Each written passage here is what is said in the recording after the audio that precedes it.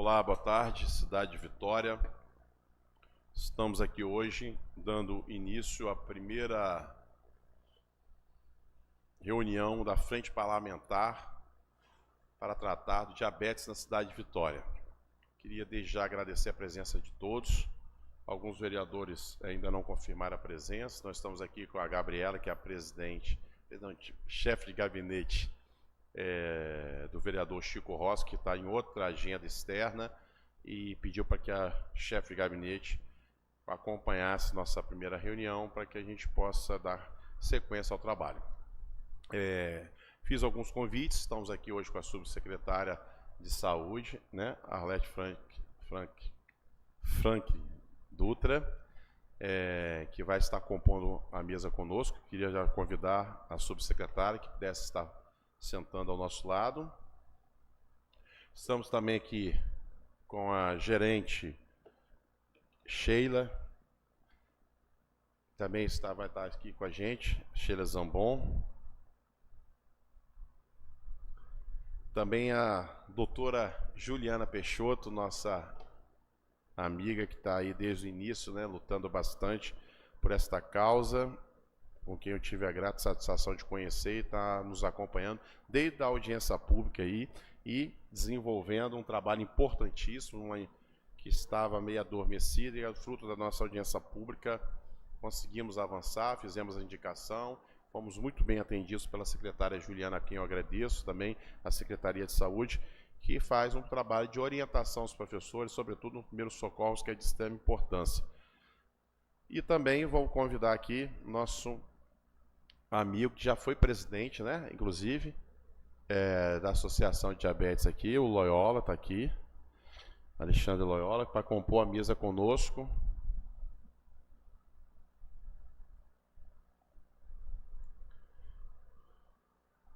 Obrigado, Alexandre. Você que também já vem desenvolvendo um trabalho já há muitos anos, né? Então, sem dúvida nenhuma, agora vamos unir forças para seguir em frente. Bom, quero dizer que a Câmara de Vitória, até então, até os dias de hoje, não havia, talvez, focado, né, um olhar de forma tão aprimorada para essa questão tão importante, né, na saúde pública. É a primeira vez que constituímos aqui na Câmara Municipal de Vitória uma frente parlamentar para cuidar do diabetes.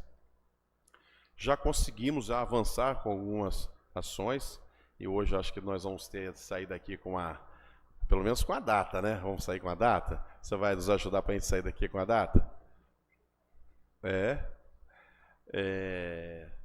A Juliana acompanhou isso desde o início. Então a gente lutou muito para que a gente implante o aparelho livre na cidade de Vitória, e aí eu quero agradecer imensamente o prefeito Lourenço Pasolini, que se sentiu muito sensível quando eu levei essa situação para ele, e também, obviamente, a secretária Magda e a secretária Juliana também, que tem dado todo o apoio, mas sobretudo a Secretaria da Saúde. A gente já tem alguns meses que estamos, né, nos reunindo, fizemos uma reunião técnica na Secretaria de Saúde, onde foi disponibilizado mais de 7 ou 8 assessores, né, foi um grande conselho, né, de discussão, inclusive com assessoria jurídica presente, para que a gente pudesse fazer com que tudo fosse muito bem feito, muito bem construído, para que a gente não tenha nenhum tipo de problema. E graças a Deus todo mundo se sensibilizou, todo mundo percebeu a importância, né, eu tive a oportunidade de ouvir diversos relatos de pais que têm filhos, né, com diabetes TM1, e assim, relatos no sentido de pessoas que abriram mão de sua vida profissional, de sua carreira, para poder assistir o seu filho. As dificuldades são enormes, né? Nem todos às vezes têm um conhecimento de como lidar com isso, nem todos têm uma condição, às vezes, financeira de lidar com isso. Então, é muito importante a intervenção do poder público. E eu, como estava conversando com o Alexandre mais cedo, eu fiz um planejamento de mandato onde que cada segmento nós abraçamos determinadas bandeiras, e dentro da saúde eu falei, eu quero cuidar da diabetes. E de uma forma muito interessante, porque eu tenho aprendido muito agora. Foi uma sensibilidade, uma coisa talvez até espiritual, né? E me sensibilizei com isso. Comecei a discutir isso sendo um neófito. Hoje não sou nenhum especialista em nada, pelo contrário, estou aprendendo todos os dias. Mas percebi o quanto foi importante escolher essa pauta para o meu mandato. Porque só depois que eu comecei a me aprofundar nela e conhecer, ouvir, conhecer pessoas que convivem com ela, que a gente percebe o quanto que é difícil a vida dessas pessoas, o quanto que é melindroso, o quanto que é cuidadoso. Então, essas pessoas, muitas delas, não conseguem caminhar sozinhas com esse problema. Então, a gente precisa, sem dúvida nenhuma, como um ator político da cidade, assumir essa responsabilidade, mas, obviamente, a gente que é do legislativo, a gente tem só as ideias, a gente tem só a energia de cobrar, de buscar os mecanismos legais de propor essas políticas públicas, mas sem dúvida nenhuma, se você não tiver um executivo que compreenda o seu sentimento, que compreenda a demanda da cidade, tudo fica muito difícil. E nesse ponto eu estou muito feliz porque tenho encontrado resultados e respostas para as coisas que eu tenho encaminhado para a prefeitura. Obviamente que aqui o tema se dá de saúde pública, e sobretudo diabetes, mas é importante a gente pensar que nós temos parceiros. Então, eu falando recentemente aqui na prestação de conta da secretária da Saúde, a Magna, eu falei, Vitória vai dar um exemplo para o Brasil de responsabilidade. E é assim que a gente desenvolve políticas públicas. É sendo inovador, é sendo propositivo, né? É sendo às vezes até audacioso, para que a gente precisa assumir determinadas responsabilidades, para que a gente possa realmente servir de exemplo e que isso torne-se daqui a pouco uma política pública nacional. E essa é a ideia. Eu acho que Vitória, se Deus quiser, esse ano ainda, que é o que eu tenho informação que a gente já coloca em prática, dá o passo fundamental, a gente vai dar o exemplo realmente para uma política eficiente de tratamento à diabetes no município de Vitória. Então, eu já queria distribuir a palavra.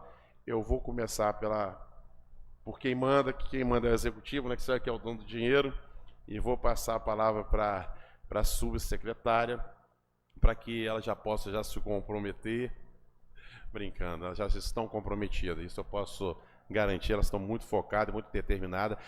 E dizer que essa frente parlamentar, sobretudo você, doutora Juliana e Alexandre, o objetivo nosso é para que a gente possa ter uma agenda permanente, ainda que mensal, para que a gente possa discutir índices, resultados, aperfeiçoamento, porque para colocar na pauta da cidade, sobretudo na pauta da Câmara Municipal de Vitória, esse tema tão importante que foi esquecido aos olhos, às vezes da Câmara, mas que hoje realmente, através do nosso mandato, terá uma permanente discussão e a gente tem que sempre buscar algo mais, um passo a mais para evoluirmos e crescermos cada vez mais no combate a esse mal tão danoso para a sociedade.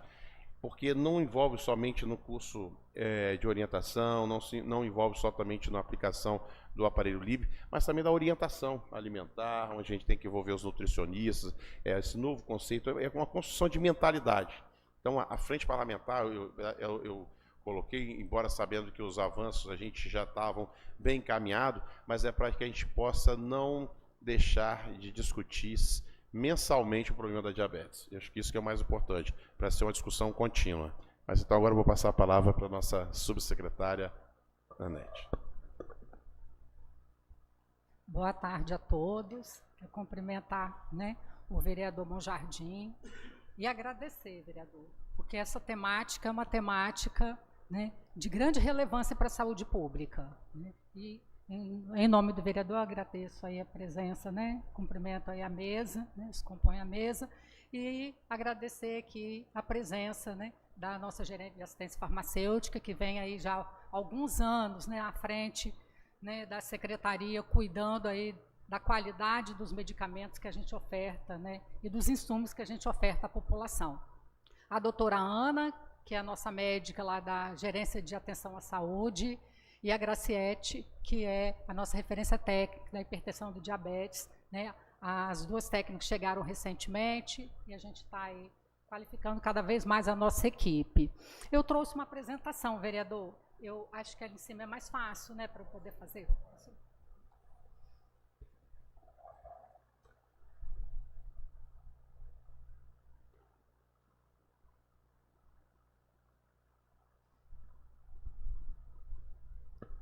Acho que está ligado aqui.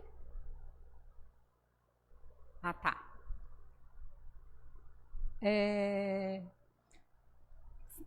A gente trouxe uma apresentação para falar um pouco da linha de cuidado, né, desse paciente do diabetes na nossa rede. Como eu falei, é uma temática de relevância, né, na saúde pública, e é uma doença crônica, né, qual a gente já lida com ela há alguns anos. E pode passar. Pode passar. E aí só um cenário atual, né, do qual o Brasil, né, vive. Né, o Brasil é o 5º lugar em incidência de diabetes, aí com 16.800.000 adultos, né, com a doença diabetes. E estima-se para 2030 que esse número vá para 21 milhões. Então, assim, é um número relevante, né, para que a gente possa assistir essa população com qualidade e com bastante cuidado. Né. Mundialmente, o diabetes tornou-se, né, um problema de saúde pública, e as previsões vêm sendo superadas a cada triagem, né, a cada censo que o Ministério da Saúde faz, esse dado ele muda. Né. Há uma prevalência em todo o mundo e que ela é impulsionada por diversos fatores.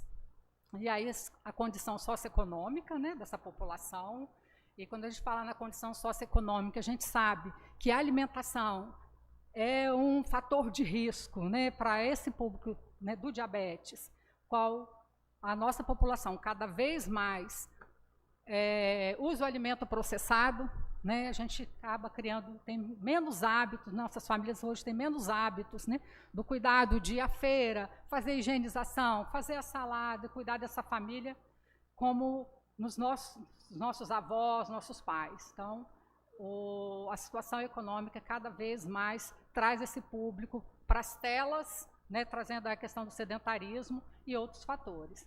A situação demográfica, ambientais e genética, que a gente não pode deixar de falar. Né. Então, o aumento contínuo do diabetes deve, né, grande parte, ao diabetes tipo 2, né, e os fatores de risco estão relacionados com a obesidade, as dietas não saudáveis e a falta de atividade física. E aí o município de Vitória, né, em consonância com os princípios constitucionais do SUS, né, e da integralidade da assistência, conforme a Lei 880, e a gente tem como modelo pautado, modelo de saúde, né, de Vitória pautado na vigilância em saúde, ou seja, né, a ação é antecipada antes do adoecimento. Né, e a gente estrutura as ações de forma articulada com todos os níveis de complexidade que previsto no sistema único. Atenção primária, atenção de média complexidade e atenção de alta complexidade. E a Secretaria de Saúde adota, né, a atenção primária como modelo de ordenador do sistema de saúde, né, preferencialmente pelas práticas da atenção básica, que é a nossa entrada no sistema de saúde. Pode passar.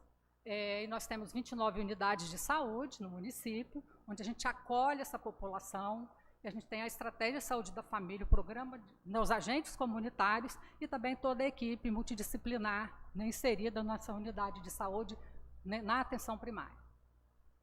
Bom, e aí, eu trouxe esse destaque em relação à Lei 8080, né, que ela dispõe sobre as condições de promoção, proteção e recuperação da saúde, né, a organização e o funcionamento dos serviços correspondente da outra providência, que a saúde é um direito fundamental, né, devendo o Estado prover condições indispensáveis ao seu pleno exercício, mas, além desse dever do Estado, que garante esses direitos, né, que precisa garantir esses direitos, né, o dever do Estado não exclui o dever das pessoas e da família.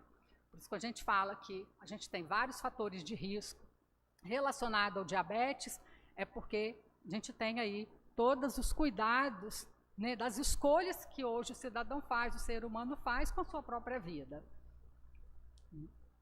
E aí, já falando na linha do cuidado, né, a linha de cuidado do diabetes, né, o objetivo dela é fortalecer e qualificar a atenção às pessoas nessa condição crônica por meio da integração da longitudinalidade do cuidado. Ou seja, o diabético, uma vez diabético, ele vai continuar na nossa rede, né? Ele sendo estabilizado, ele anda, né, normal, conduzindo a sua vida normalmente, ele, em algum momento, ele vai estar precisando voltar no nosso serviço. Então, ao longo dos anos, né, essa equipe precisa e deve acompanhar, né, esse paciente com diabetes. E também, vou passar, a orientação quanto aos sinais e sintomas, os hábitos e comportamentos saudáveis, bem como práticas de atividade física. Nessas ações, a gente busca-se parceria também com a comunidade, com os equipamentos do território, com as escolas, as igrejas e associações e outros, né? Bom, quando da investigação e a confirmação do diagnóstico do diabetes, a Secretaria de Saúde ela oferta exames de laboratório, consultas médicas, e após a confirmação do diagnóstico, estão cadastrados no nosso serviço de saúde, com essa condição de diabetes. E aí ocorre a definição do tratamento, a organização do acompanhamento desse paciente pela equipe multidisciplinar para a continuidade do tratamento, a avaliação e evolução da doença e a adesão ao plano terapêutico, né, pela equipe de saúde no seu território. Pode passar. O acompanhamento e o tratamento, né, a oferta de atendimento com a equipe multiprofissional na unidade de saúde, que visa a atenção integral deste usuário. Esse acompanhamento ele pode ser feito na forma individual ou na forma coletiva, né? Fortalecer o autocuidado e o autocuidado da pessoa com diabetes para que ele possa fazer mudança dos hábitos de vida, adesão ao tratamento, a prevenção das complicações, da ocorrência de agudização dessa condição crônica, da hospitalização e da mortalidade. Nós temos um Centro Municipal de Especialidades que oferta atendimento de endocrinologia para acompanhamento desse público e outros especialistas quando se faz necessário para o estabelecimento de saúde. Quando tem necessidade de um atendimento especializado que não é ofertado pela nossa rede, os usuários são agendados pela nossa central de regulação e são atendidos pelos prestadores do Estado ou por meio da gerência nossa de regulação. Então, assim, é imprescindível a vinculação desse paciente na unidade de saúde. Né? Primeiro, garantindo o diagnóstico dele, acesso a formas de tratamento e aliado ao atendimento dos profissionais capacitados, uma vez que seu diagnóstico, né, e controle evita as complicações e retardam a progressão já existente. O maior contato com o serviço de saúde promove a adesão ao tratamento. Então, quando esse usuário ele é vinculado, ele cria um vínculo com a nossa equipe, é muito mais fácil também, tanto para a equipe quanto para este usuário, se manter esse controle do diabetes, né? E inclusive, as mudanças de comportamento, né? As mudanças da sua prática de vida. Nós ofertamos o tratamento não farmacológico, né, que é a educação. A gente tem vários serviços de orientação ao exercício na cidade toda. Vitória é uma cidade, né, que tem essa prática, né, da atividade física. Né, recentemente foi premiada aí com a cidade que mais tem projetos do esporte. Nós temos muitos parques, né, a gente tem uma possibilidade imensa para que o nosso usuário, para que a gente não fique sedentário, né? Acho que esse é o principal. E a cidade é linda também, né? Nossas praias, a gente tem, né, tem ciclovia, então tem muitas oportunidades, né, para que esse usuário possa utilizar todos esses espaços e realmente não estar naquela fase do sedentarismo. Então, a questão da educação, da modificação de estilo de vida, né, as nossas escolhas, né, quem faz somos nós mesmos, né? Ninguém modifica o outro se ele não tiver vontade de fazer. Prática de atividade física que eu falei, a reorganização dos hábitos alimentares, né, a redução do peso e a diminuição ao abandono de alguns vícios prejudiciais à saúde, como o tabagismo e o alcoolismo. Nossa rede, várias unidades têm grupos, né, de tratamento do tabagismo, onde as pessoas queiram deixar de fumar, tem oferta de medicamento, tem oferta de grupos de autoajuda, né, tanto atividade individual quanto coletiva. Bom, desde 2007, né, os brasileiros, eles têm direito, né, a receber gratuitamente os medicamentos e os materiais necessários ao seu atendimento. A aplicação para o tratamento, controle de monitoramento da diabetes. O direito foi assegurado por esta lei federal, aí de 27 de setembro, né? Os medicamentos para tratamento das pessoas são fornecidos conforme padronização da nossa Relação Municipal de Medicamentos, né, que é a Sheila, nossa gerente, que faz todo o acompanhamento, o controle. Aliás, nós temos um painel, né, de medicamentos, que ele é público, todas as pessoas podem acessar, inclusive pelo celular, nosso painel, para saber onde é que tem o medicamento, né, mais próximo dele. E aí todos esses medicamentos, né, que são aliados com a orientação em saúde para a obtenção de resultados concretos, a melhoria da qualidade de vida desse público. A Secretaria Municipal também estabelece os critérios para o automonitoramento da glicemia, né, conforme essa legislação, aí a lei federal de 11.347, de 27 de setembro de 2006, a portaria, né, do Gabinete do Ministro, 2.583, de outubro de 2007, e a 1.555, também do Ministério da Saúde, que foi mais recente, 2013, né, que ela define a aquisição, distribuição de medicamentos, insumo disponibilizado pelo SUS, necessária aplicação e a monitoração da glicemia capilar aos portadores de diabetes. Então, tudo o que a gente faz é baseado na legislação, né, e como somos agente público com fé pública, né, nós também não podemos fazer nada que não esteja definido na lei. Pode passar, né? Então, o automonitoramento da glicemia, ele é uma ferramenta importante, né, para essa população que depende, né, da insulina. Ele é parte integrante do autocuidado das pessoas com diabetes. Então, os insulino-dependentes, as pessoas que dependem, né, que são os insulinos tipo 1 e tipo 2, que usam insulina, e gestante com diagnóstico gestacional de diabetes gestacional. Então, eles têm todo o monitoramento e recebem os glicosímetros, as lancetas, né, para fazer a leitura da glicose.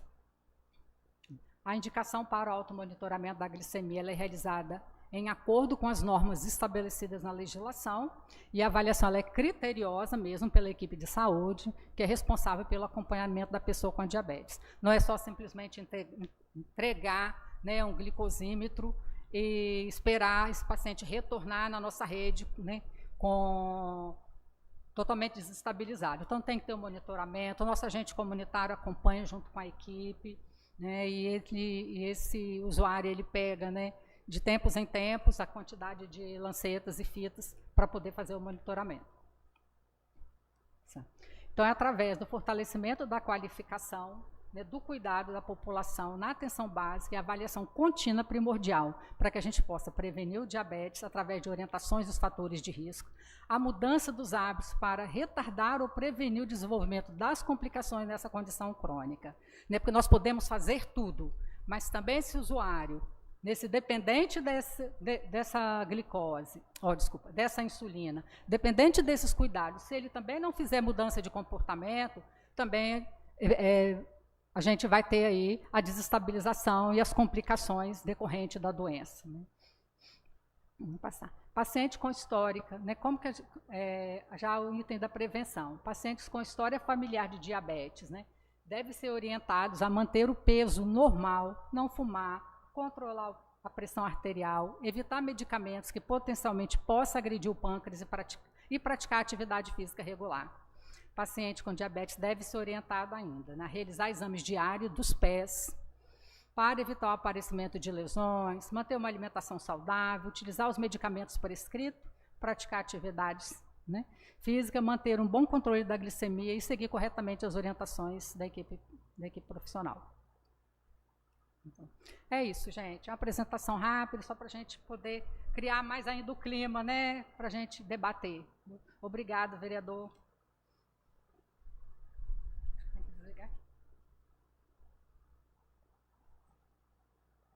Gostaria agora de passar a palavra para a nossa querida Sheila, fazer algumas suas considerações também e falar um pouco do que vocês têm feito lá, desenvolvido, né, pesquisa, orientação, para passar a informação para a sociedade.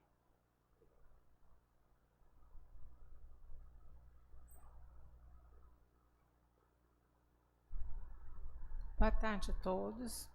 Cumprimento a mesa em nome do vereador Leonardo de Monjardim. Já agradeço a oportunidade de estar aqui, né, mais uma vez, falando sobre esse tema de extrema relevância, Como apresentada, eu sou gerente de assistência farmacêutica do município de Vitória, já faz alguns anos, e a gente sempre se preocupa, né, com essa temática, vem desenvolvendo ao longo dos anos, junto com a área técnica da Gerência de Atenção à Saúde, né, da qual temos as representantes, né? Aqui, a Aline, a enfermeira Aline, né, estava conosco até pouco tempo, foi para um outro desafio na rede, mas deixou um legado muito importante, né, vereador Monjardim. Eu queria destacar algumas questões que foram postas, né, colocadas pela subsecretária Arlete, da importância da mudança de estilo de vida e mudança de hábito. E aí, falando de diabetes como um todo, a doença ela já é uma doença que limita, né, algumas questões alimentares. E esse passo ele já é um passo já muito importante e de difícil aceite, às vezes. E a gente observa isso na parte, quando a gente fala de tratamento, principalmente no diabético tipo 2, né, que ele já vem de uma situação de uma provável obesidade, né, já uma relação, né, com a alimentação.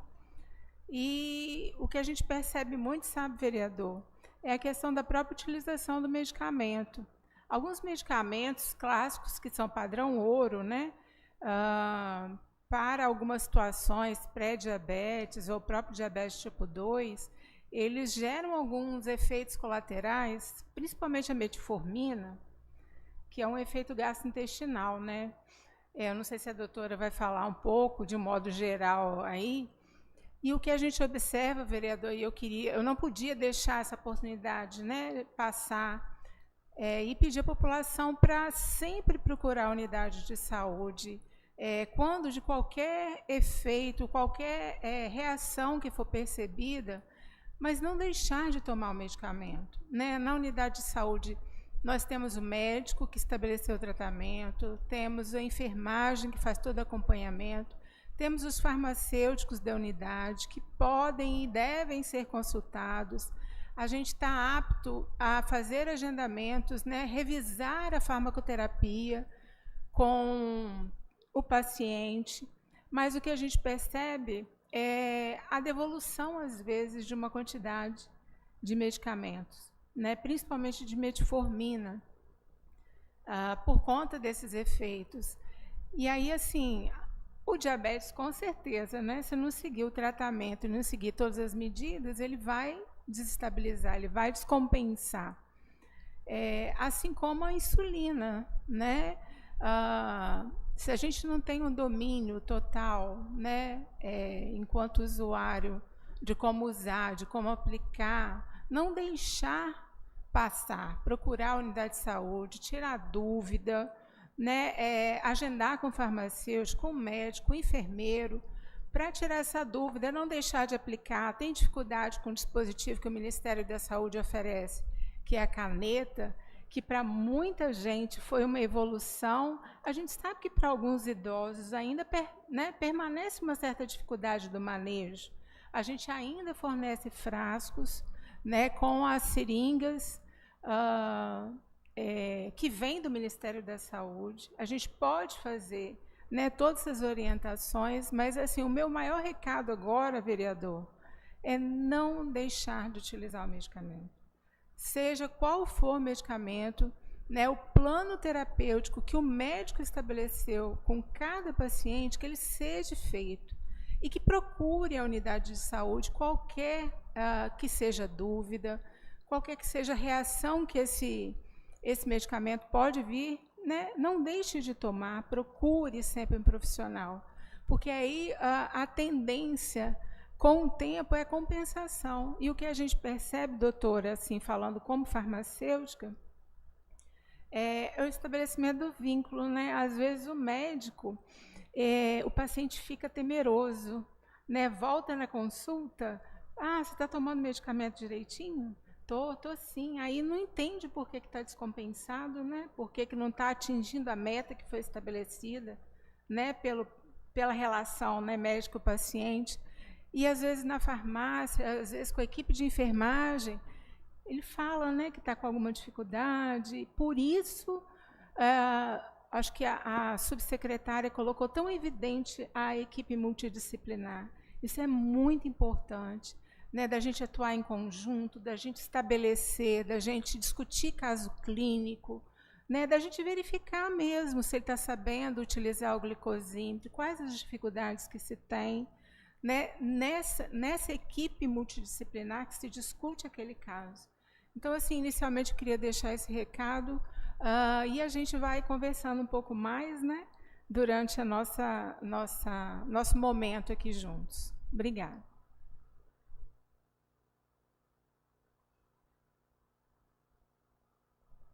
Bom, Alexandre, você tem um compromisso daqui a pouco, né? Eu vou te ceder logo a palavra, caso você precise sair.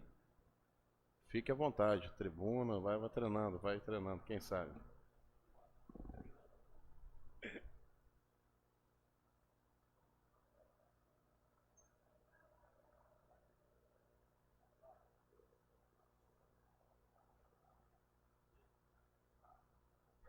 Agora sim. Boa tarde a todos. Bom, minha história eu só vou resumir um pouquinho, que eu entrei nessa jornada do diabetes graças ao meu filho, que abriu o quadro com 1 ano e 5 meses. E na época nós não tínhamos uma entidade que tivesse representação dos pacientes junto à comunidade e órgãos públicos em geral. Isso já tem 12 anos. Eu fundei e estou o presidente ainda. Não vejo a hora de alguém resolver pegar o bastão. Bom, mas a gente está numa jornada muito legal. Foi criado o Vozes do Advocacy, que é um grupo nacional, que são 23 associações. A Associação de Diabéticos nossa, a ADIES, faz parte, onde a gente faz em conjunto uma luta em forma maior para todos. Então a gente está nas reuniões da Conitec, a entrada das insulinas de ação rápida, isso foi uma causa que a gente lutou durante muitos anos. E agora tem mais diversas outras causas, como glicosímetros de melhor qualidade e mais segurança e acurácia nas medições das glicemias. E, como toda entidade, tem suas dificuldades, mas estamos aí, firmes ainda, 12 anos, não tenho muito o que me estender, porque eu sou apenas um interessado em ajudar pessoas. Quem faz a coisa acontecer realmente são os nossos voluntários e, obviamente, dependendo dos gestores públicos para nos ajudar nas demandas e no melhor cuidado dos pacientes. Então, a gente está sempre junto, quando é chamado, na medida do possível, tentando somar para a melhoria em geral de todo o tratamento de todos os diabéticos, principalmente os mais necessitados. Porque meu filho, graças a Deus, hoje tem o que tem de melhor tratamento no mundo, que são as bombas de insulina. A dele é a última geração, ela interfere em todos os sentidos. Se ele tiver com baixa de glicemia, ela para a infusão de insulina. Se ele se alimentar e infundir menos insulina do que deveria, ela entra e injeta mais insulina para corrigir. Então é assim, um tratamento fantástico. Ele está ótimo, 15 anos de diabetes, está com 1,95 m, com 16 anos de idade. E assim, o exemplo que eu ouvi muito aqui delas é: a gente sofre muito por falta de adesão ao tratamento. Infelizmente, o ser humano, às vezes, é meio sem vergonha. E a gente é assim, né? De vez em quando faz um corpo mole, come aquela coisa que não deve, exagera um pouquinho. E isso eu acho que é o determinante, porque o diabético, ele não deveria, talvez, exagerar tanto. E quando faz direitinho, o exemplo é meu filho, que está sem sequela nenhuma, que era a nossa grande preocupação. Imagina um menino com 1 ano e 5 meses, ele com 40 anos, ele tem 40 anos de diabetes. E a gente sabe que quem tem diabetes mal controlado, as sequelas são seríssimas. E era o que a gente nunca quis. Então, dá certo, se tratar direitinho, dá certo, não vai ter comorbidade, vai ter uma vida saudável e natural. Normal, meu filho come de tudo, pratica todos os esportes que ele gosta e sem problema algum. O problema está justamente quando a gente não adere a um tratamento, quando a gente não leva a vida de uma forma mais saudável. Não vou me prolongar não, porque a palavra melhor é de vocês. Obrigado, gente. Bom, agradecer ao Alexandre. Agora passar a palavra para a doutora Juliana Peixoto.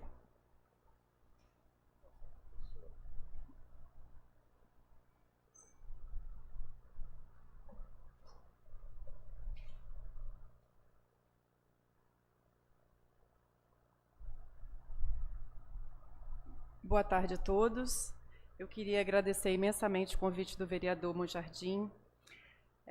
Eu fiquei muito encantada com a iniciativa da Frente Parlamentar. Eu sou presidente da SBD Regional Espírito Santo. Eu tive a oportunidade de fundar a nossa regional em agosto de 2022 e a gente vem trabalhando de forma contínua com educação em diabetes e o vereador tem nos proporcionado isso, tanto no âmbito da educação e agora no âmbito da saúde, que eu queria também me aproximar. Eu tenho um conflito de interesse, que eu sou amiga de infância de Ana Nery, então, se vocês me permitirem, eu vou me aproximar mais ainda dela, para trabalhar tecnicamente a qualificação do atendimento do paciente que vive com diabetes. A gente sabe que o recurso no SUS é escasso, mas que se ele for bem aproveitado, a gente tem como replicar essa informação que o Alexandre passou, de ter um paciente livre de complicações por muito tempo, né? Se eu estou bem certa, na prevalência de Vitória, a maioria dos pacientes com diabetes tem da faixa de 40 a 60 anos. Então, se eles forem bem conduzidos, eles vão provavelmente passar a vida livre de complicações, né?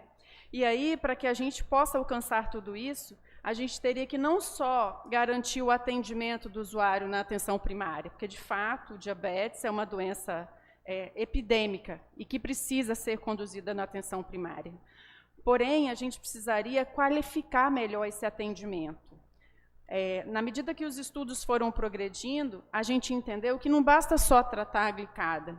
A gente tem que, sim, tratar, né, a glicose alta, que a gente tem como indicador indireto a hemoglobina glicada. Isso precisa ser transformado em dados. Eu não sei como que está funcionando na rede em Vitória, mas a dificuldade que a gente tem, por exemplo, é de entender quantos pacientes estão com a glicada acima de 9, quantos estão com ela entre 7 e 9. Já que isso não é um indicador, fica difícil ter esse dado. E eu entendo que a atenção dispensada a um paciente com a glicada em 9 deve ser diferenciada.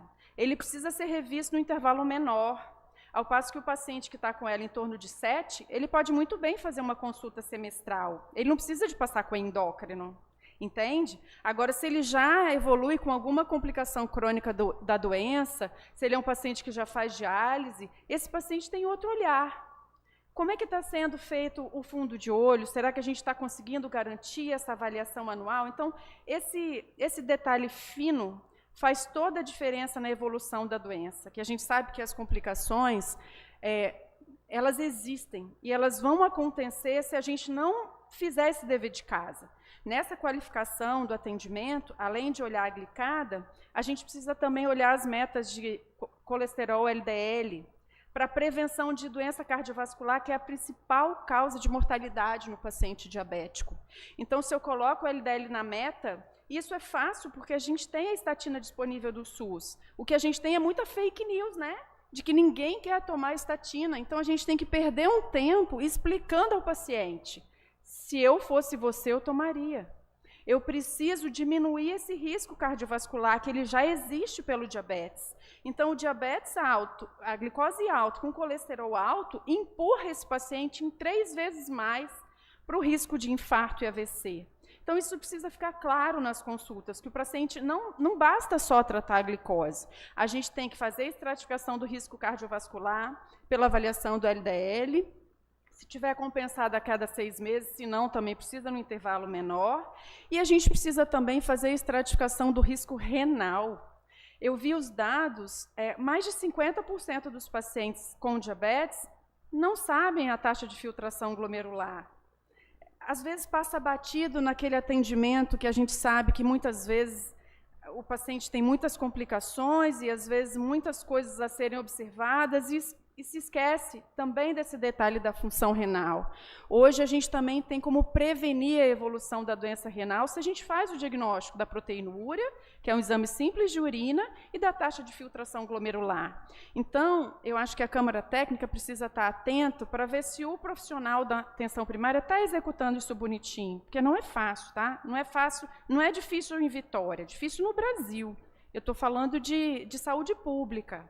Mas isso é recurso que a gente tem. Eu não estou falando em investir, é só mesmo educar, para que isso seja de fato cobrado. Eu queria também parabenizar a Prefeitura de Vitória, que eu acho que, se não me engano, mais de 90% dos usuários já conseguem alcançar a caneta da saúde. Isso foi um divisor de águas, porque quando eu me formei, a caneta não existia, né? A gente já tinha saído da seringa de vidro, graças a Deus, que eu também não sou tão jurássica assim. Porém, o paciente ele tinha que manipular muitas agulhas. Então, ele puxava um pouco de insulina rápida na caneta, Sheila recorda isso, puxava um pouco de insulina NPH e, às vezes, ele errava na conta e aplicava a dose errada, fazia hipoglicemia. E, assim, a cada hipoglicemia que o paciente faz, ele vai diminuir a adesão ao tratamento. Gente, hipoglicemia é sensação de morte. Se ele não for socorrido, ele vai morrer de fato. A gente que não tem diabetes, a gente pode ter hipoglicemia, a gente faz um repouso, o fígado quebra glicogênio e a glicose volta ao normal. O diabético tipo 1, que é uma doença totalmente diferente do diabetes tipo 2, ele depende daquela insulina ali. Então, a principal causa de descontrole é a falta de uso de fato. Mas não é porque ele não tem o remédio, é porque ele ficou com medo, né? E esse receio da hipoglicemia, muitas vezes, torna a glicada fora da meta. E aí ele sofre, sim, o risco de complicação. E aí, fazendo menção ao que o Alexandre falou, essa tecnologia da bomba de insulina, que se aproxima muito de um pâncreas artificial, faz todo aquele raciocínio que o nosso pâncreas faz. Glicose mais alta eu libero mais, glicose mais alta eu libero menos, e assim a variabilidade glicêmica do Gabriel é muito menor comparado de um paciente que não usa o esquema da bomba de insulina. A eficácia da insulina da caneta, honestamente, é a mesma. Só que a gente tem que ser muito crânio para fazer todas as contas, né? Então, a gente sabe que tem paciente para todo tipo de perfil. O paciente com perfil de bomba, o paciente com perfil de caneta, assim como no diabetes tipo 2. Agora, falando sobre a metformina que a Sheila mencionou. Alguém aqui já tomou a metformina? Gente, não é fácil. Ou ama ou odeia. Então, tem o paciente que faz repugnância só da gente falar o nome do remédio. E não adianta insistir, eu posso prescrever que ele não vai ter condição de usar. E qual que é o problema? A metformina é um remédio perfeito. Ele é bom, barato e eficaz. Porém, para o paciente que não suporta, ele deixa de ser perfeito, porque ele não vai usar. E aí, no cenário do SUS, me restam poucas alternativas. Eu só tenho a gliclazida, ou glibenclamida, graças a Deus Vitória tem muita gliclazida, e a insulina. E você insulinizar um paciente que não tem indicação de insulinização só porque ele não tolera a metformina é muito complicado. Ele já rejeita a ideia logo de cara, porque ainda existe o estigma da insulinização. Se eu estou insulinizando é porque eu estou grave. E não é, isso também precisa ser desmistificado. Depois de 11 anos, foi incorporado ano passado, em 2022, a dapaglifosina, que foi um divisor de águas. A dapaglifosina, além de melhorar o controle glicêmico, porque diminui a variabilidade glicêmica, ela elimina a glicose pela urina toda vez que a glicose sobe. Então, ela meio que protege o rim do diabetes, reduz em 50% o risco de diálise no paciente que está usando dapaglifosina. Obviamente, isso é aprovado para diabetes tipo 2, ok? Maior de 18 anos.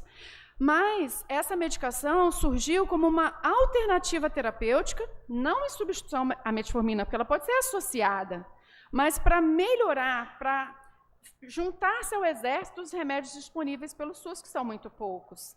Então, assim, eu acho que a gente ainda precisa evoluir um pouco em acesso. Está na moda os análogos de GLP-1, né? O Ozempic, o Rybelsus, o Victoza, pelo impacto que eles têm, tanto na redução do peso, quanto na redução da mortalidade cardiovascular. Vereador, foi apresentado agora o último estudo com semaglutida, reduziu em 20% a mortalidade cardiovascular, mesmo em indivíduos não diabéticos, apenas obesos. Ou seja, no paciente diabético que já tem uma incidência aumentada de infarto, esse remédio é protetor. Mas a gente sabe que a gente não tem como oferecer essa tecnologia para todo mundo. Mas existem outras alternativas, como os inibidores de DPP-4, que também aumentam um pouquinho o GLP-1 nativo, eles retardam a degradação do GLP-1 nativo, e que poderiam fazer uma diferença muito grande para o paciente que tem diabetes tipo 2, sobretudo o idoso. Imagina a minha situação, eu trabalhei 14 anos na assistência, tá? Eu era médica de referência do programa de diabetes no município de Serra, e quando a gente recebia um paciente idoso, 70, 80, com IMC de 22, ou seja, um IMC baixo, aquele paciente que tem diabetes, mas não tem obesidade, que não tolera metformina, e se você insistir na dose plena, ele vai perder mais peso, e o baixo peso também é fator de risco para o paciente diabético, se ele ficar com IMC abaixo de 20, é porque ele está perdendo também massa magra.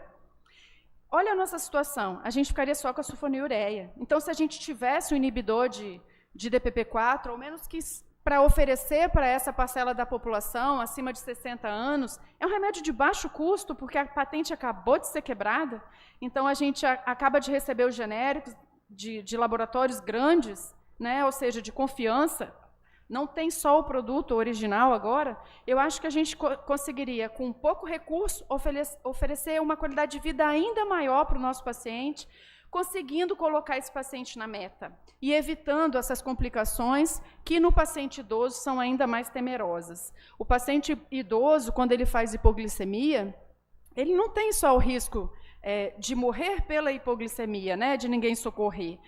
Ele tem o risco de fazer uma arritmia e fazer um AVC, entende? Então, o cenário é bem mais caótico e preocupa a gente ainda mais. E a gente ainda teria a oportunidade de oferecer como alternativa no inibidor de DPP-4 as glitazonas, que eu acho um pouco mais difícil, porque ela tem como efeito colateral edema e não é recomendada em pacientes com insuficiência cardíaca.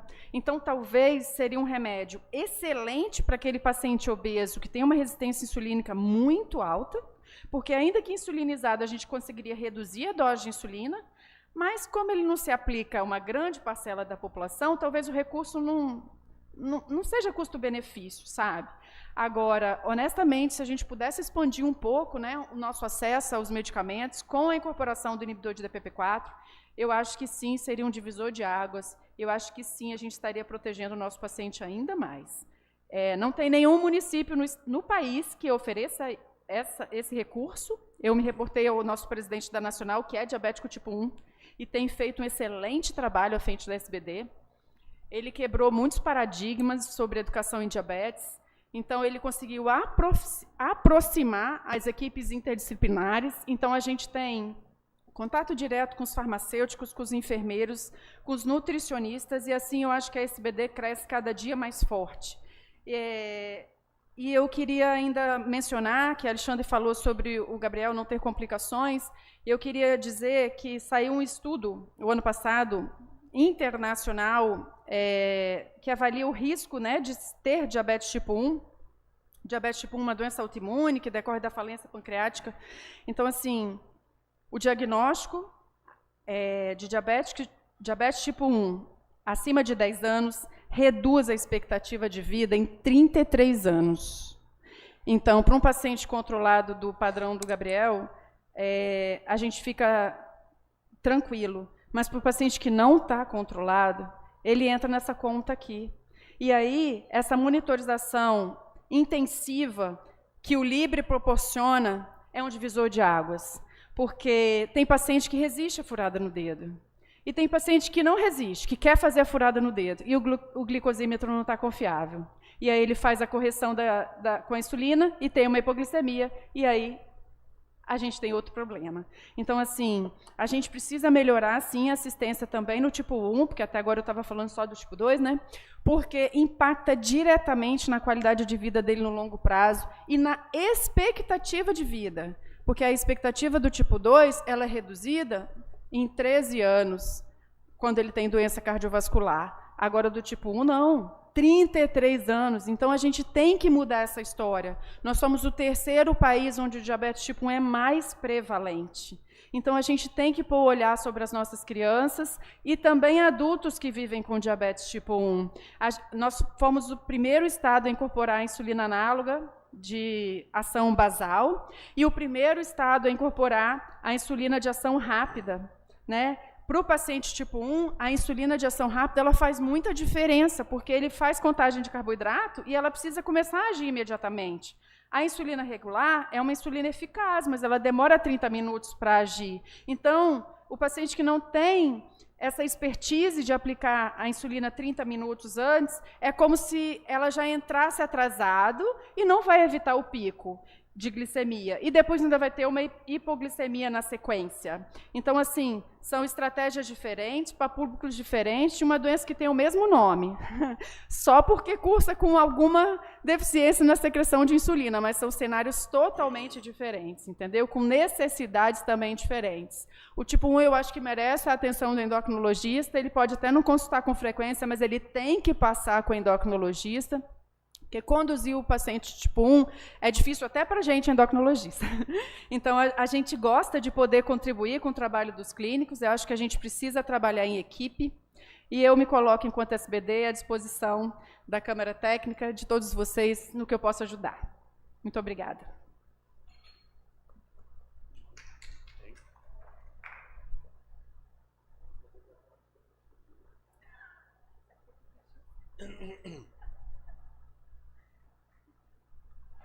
Bom, já falei com a doutora Juliana aqui que eu já tenho mais coisas para pedir. Depois você já me passa toda a ficha técnica. Eu já vou preparar hoje mesmo a indicação. Tá vendo? Nem terminou de entregar uma, já tá vindo outra, né? Bom, subsecretária e Sheila, vou apertar vocês agora, hein?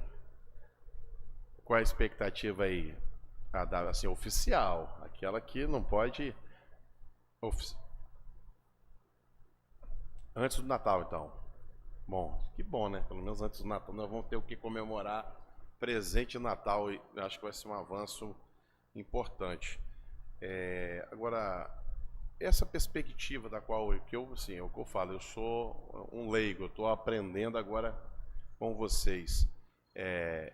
Esse medicamento, ele é viável nós fazermos essa construção? Você quer? Sim, então vou passar agora.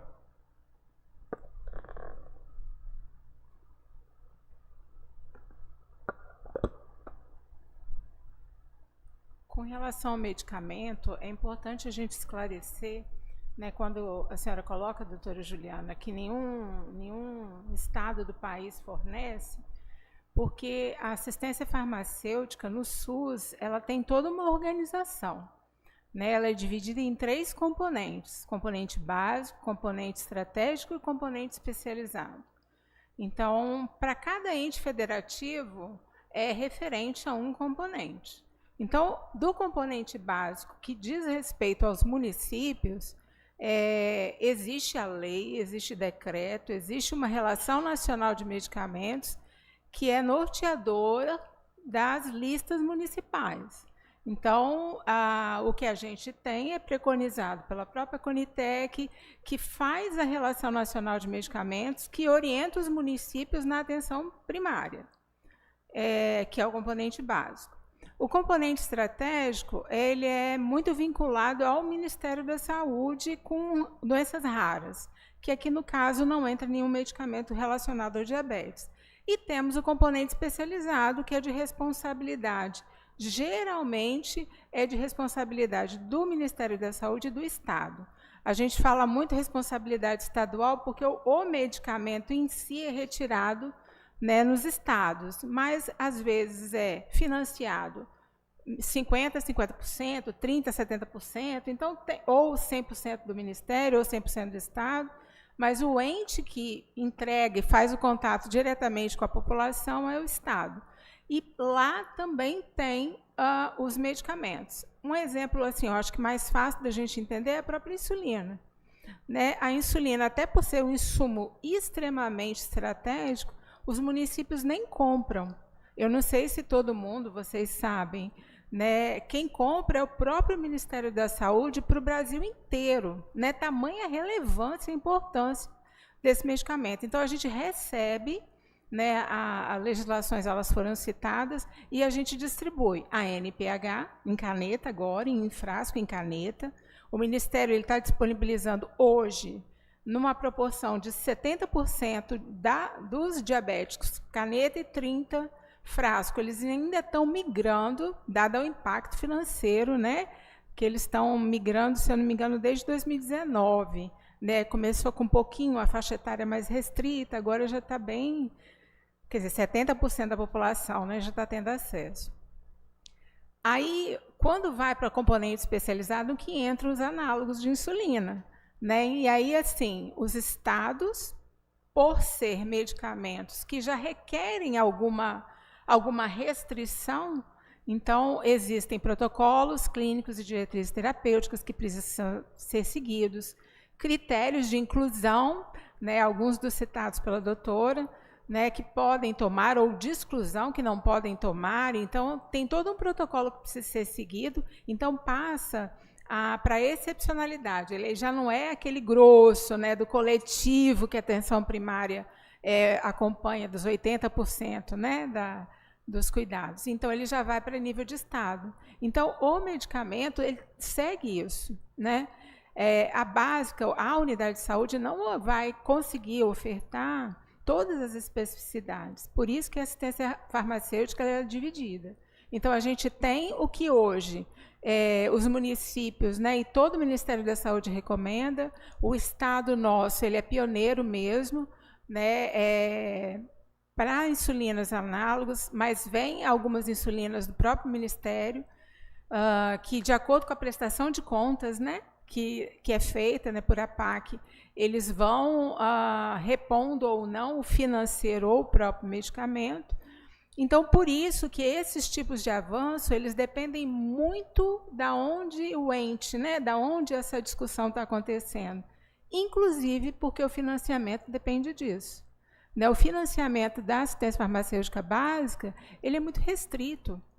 Né? Então, ele vem do Ministério da Saúde R$ 5,85, se eu não me engano, por habitante ano, para todas as patologias, todos os medicamentos, inclusive para comprar os insumos, as seringas que a gente compra, as agulhas que a gente compra, o próprio glicosímetro.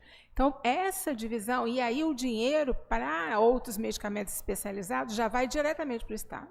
Então, por isso que às vezes é difícil, difícil de entender a ausência de alguns avanços, porque a própria doença ela já é, né, uma taxa, né, muito alta. A atenção primária ela tem que cumprir o seu papel e as outras, né, o componente especializado cumprindo o seu.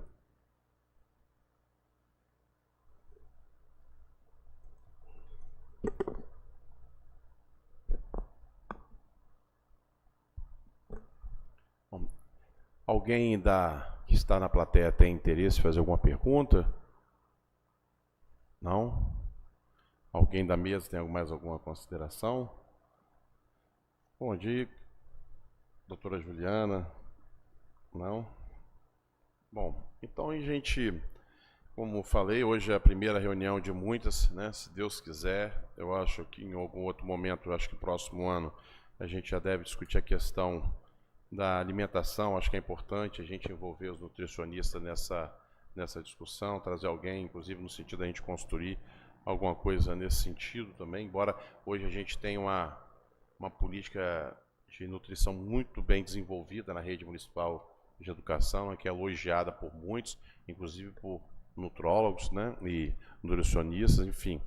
Mas é importante a gente estar sempre vigilante, sempre tentando avançar cada vez mais. Acho que esse é o grande desafio. A última vez que eu participei lá naquela aula que foi dada lá na escola, no projeto de orientação, eu fiquei assustado com o número de crianças que chegam a óbito, né, que é um negócio assustador. Inclusive, eu quero depois, eu vou oficiar pedindo mais informações, porque a Frente Parlamentar, nós vamos também desenvolver aqui um arquivo de informações e pesquisa, para que a gente possa gerar um conteúdo depois, um relatório, inclusive desses avanços e discussões que a gente vem também desenvolver ao longo de 2024. Certamente a gente vai fazer alguns movimentos, campanhas, envolver a Secretaria de Saúde e Educação do município.